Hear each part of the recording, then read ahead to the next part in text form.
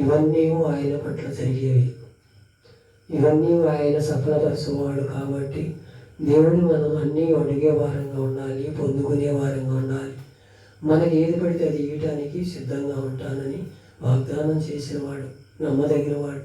మనం ఆయన చిత్తంలో ఉంటే, ఆయనలో మనం అడ్డుకట్టబడితే, ఆయన మనకి ఏది ఇవ్వాలో ఏది తీసుకోవాలో అన్నీ ఆయన హృదయాంతరంగాల్లో మనం ఉంటే, ఆయన మన హృదయాలను పరిశోధించి మనకి ఏది ఇవ్వాలో ఏది తీసుకోవాలో సమస్తము ఎరిగిన వాడు కనుక మనం ఆయన నామానికి స్తుతి కలుగునుగాక.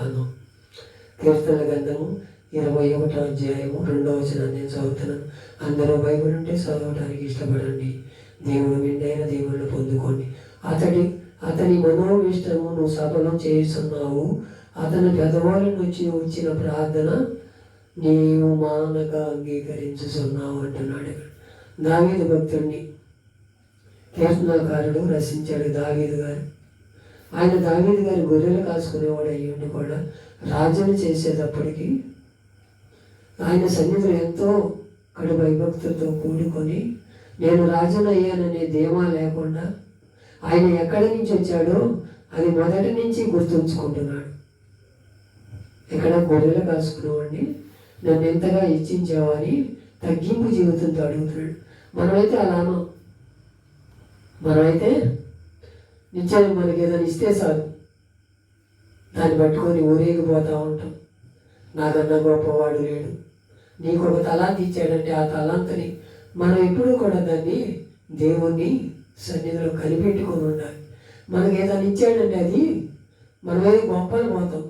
నాకు ప్రార్థన బాగా చేయవచ్చు, నేను వాక్యం బాగా ఎదటి వాళ్ళని బాగా ఇది చేయటానికి గొప్ప సాధనంగా వాడుకుంటున్నాడని మనం చెప్పుకుంటాం. అది దేవుని చిత్తం కాదు. ఎవరికి ఇచ్చే తలాంత వాళ్ళకి ఇస్తాడు. వాక్యం చెప్పే తలాంత నీకు ఇచ్చాడా?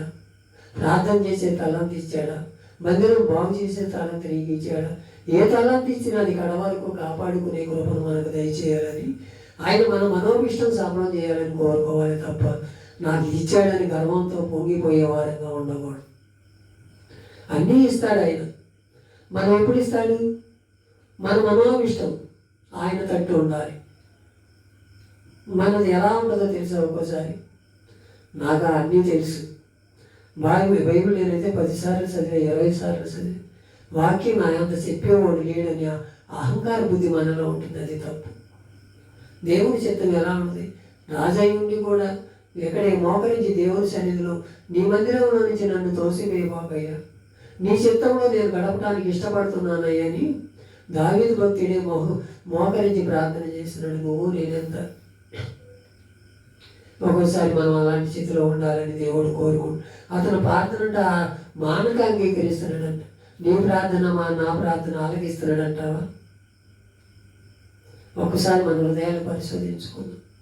మన హృదయాలు పరిశోధించుకొని దేవుని సన్నిధిలో, దేవా నీ చిత్తమేంటో నాకు బయలుపరుస్తయ్యా, నేనేమన్నా అడగకూడదు నుంచి అడుగుతున్నాయేమో, చేయకూడని పనులు చేస్తున్నాను.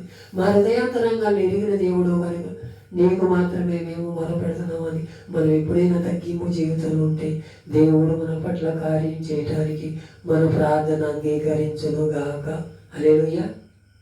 రెండోది, కీర్తన గ్రంథము 20వ అధ్యాయము 4వ వచనాన్ని చదువు. నీ కోరిక సిద్ధింపజేసి నీ ఆలోచన యావత్తు సఫలపరచబడును గాక అంటున్నాడు. అదే దావీదును కూడా నీ కోరిక నా కోరిక. ఏం కోరిక? రోజు కొద్దిగా మంచి ఆహారం ఉంటే చాలయ్య, నేను తడవకుండా ఒక గృహం ఉంటే చాలయ్య, కట్టుకుంటానికి బట్టు ఉంటే చాలయ్య అనే కోరికలే ఉండాలి మనం. వాళ్ళేదో మంచి ఇల్లు కట్టుకున్నారు, మంచి బట్టలు వేసుకున్నారు, నాకన్నా గొప్పగా ఉన్నారు అని ఆలోచన చేయకూడదు. మనం ఎప్పుడూ కూడా మనం ఇస్తాడు ఎప్పుడు ఆయన కోరిక, ఆయన కోరిక మనం సిద్ధింపజేసినాము, ఆయనలో మనం అంటుకట్టబడినాము. ఆయన ఈకే మానడు. మనం ఎప్పుడైనా తగ్గింపు జీవితంలో ఉండాలి. ఒకరి మీద ఒకరు వేసి కలిగే వారంగా ఉండకూడదు. ఒకరు మనం దుఃఖపెట్టే వారంగా ఉండకూడదు. ఒకరిని సంతోష పెట్టే వారంగా ఉండాలి. ఒకరితో మనం కలిసిపోయే వారంగా ఉంటే దేవుడు దీవిస్తాడు. ఒకరిని దుఃఖపెట్టే వారం ఉంటే మనమే దుఃఖపడతాం. అది తెలుసుకొని ముందుకు నడవాలి. నీ కోరిక సిద్ధింప చేస్తాడు. ఇప్పుడు నువ్వు ఎన్ని నీలో ఉంటే, నాలో ఉంటే, నా కోరికైనా నీ కోరికైనా దేవుడు అంగీకరించాలంటే ఆయనలో మనం తగ్గింపు జీవితంలో ఉండాలి. ఆయనలో మనం అంటుకట్టబడాలి. ఆయనతో మనం కలిసిపోవాలి. ఆయన మన ఆలోచన సఫలపరచాలి. ఆయన మాత్రమే మన ఆలోచన సఫలపరచబడును గాక. హల్లెలూయా. అందరం కూడా మన ఆలోచనలో ఉందాం. అదే 20వ అధ్యాయం 5వ వచనం కూడా చదువు. యెహోవా నిరీక్షణ బట్టి మేము జీవోత్సవం చేయుచున్నాము. మా దేవుని నామమును బట్టి మా ధ్వజము ఎత్తుతున్నాము.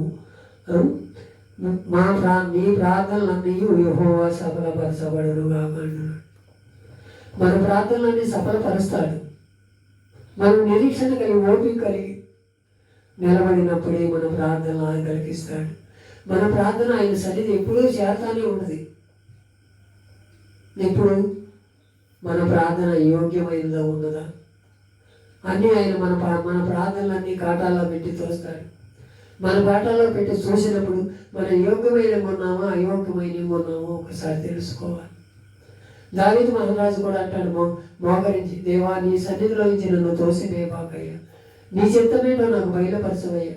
ఈరోజు నేను యుద్ధానికి వెళ్తున్నాను, నాకు జయం కలుగుద్దా లేదా అని ముందర ఆయన ఎదుర మోకరించి ప్రార్థన చేసి ఆయన వెళ్ళమనే దాకా వెళ్ళను. మనం అలా ఉన్నాం. నేను వెళ్తున్నానయ్యా, నాకన్నా నువ్వు ముందు అక్కడికి వెళ్ళి నా పని చేయ్యా, నువ్వు చేస్తున్నావు అంతే అనే గర్వం మాటల్లో మనం ఉంటాం.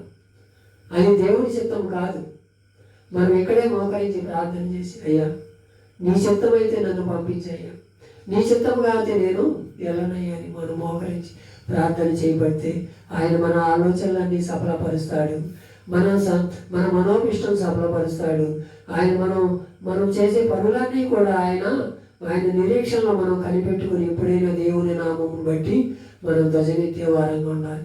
యెహోవా నామమునకే స్తుతి కలుగును గాక. హల్లెలూయా. మన కీర్తనల గ్రంథము 138వ కీర్తన 8వ వచనం నేను చదువు. యెహోవా నా పక్షమున కార్యం సఫలం చేయను. యెహోవా నీ కృప నిరంతరం ఉండును, నీ చేతి కార్యమును విడిచిపెట్టకు అంటున్నాడు ఇక్కడ దావీదు గారు కూడా. నీ కృపలేంది నేను నడవలేనయ్యా, ఎక్కడికి వెళ్ళాలన్నా నీ కృప కావాలయ్యా, నీ కృపలేంది నేను జీవించలేనయ్యా అని మనం తెలుసుకోవాలి. తెలుసుకున్న రోజుని మనం మన జీవితాలు కాపాడుకోగలుగుతాం. మనం ఆలోచన సఫలపరచాలంటే ఆయన కృప నిరంతరం మన మీద ఉండాలి. ఆయన ఉండేవాడే మన పాపాలను బట్టి మన దోషాలను బట్టి ఒక్కోసారి మన కృప ఆయన కృప మన మీద ఉండదు. మనం ఒక్కోసారి మన తీర్మానం మనమే చేసుకుంటాం, మన ఆలోచన మనమే ఉంటాం. మన ఆలోచనలన్నీ సన్నగిలిపోయినాక అప్పుడు దేవుడిని స్తుతిస్తాం, దేవుడిని కనపరుస్తాం. నీ చిత్తం కాలేదయ్యా అని అప్పుడు దేవుడి మీద మొరపెడదాం. అది కాదు, ముందులే మనం అడిగే వారంగా ఉండాలి, ముందుగానే పొందుకునే వారంగా ఉండాలి. ఆయనతో మనం అంటుగడ్డబడాలి. నా అతని మనోభిష్టం సఫలం చేసినందుకు వందనాలయ్యా, నా మనోభిష్టం కూడా సఫలం చేస్తున్నావయ్యా. నువ్వు సిద్ధింపజేసి నువ్వు ఆలోచన అంతా సఫలపరిచేవాడు అయ్యా. మా ఆలోచన కాదయ్యా, నీ ఆలోచన మాలో ఉండాలయ్యా. మనం ఎప్పుడైనా కృతజ్ఞత కలిగి అలా జీవించే దేవుడు కార్యాలు చూస్తానికి ఇష్టపడతాం. అలాంటి కార్యాలు చేసి మన పట్ల కార్యం చేయరుగాక. హల్లెలూయా. లాస్ట్గా ఒక వచనం చదివి ప్రార్థన చేసుకుందాం.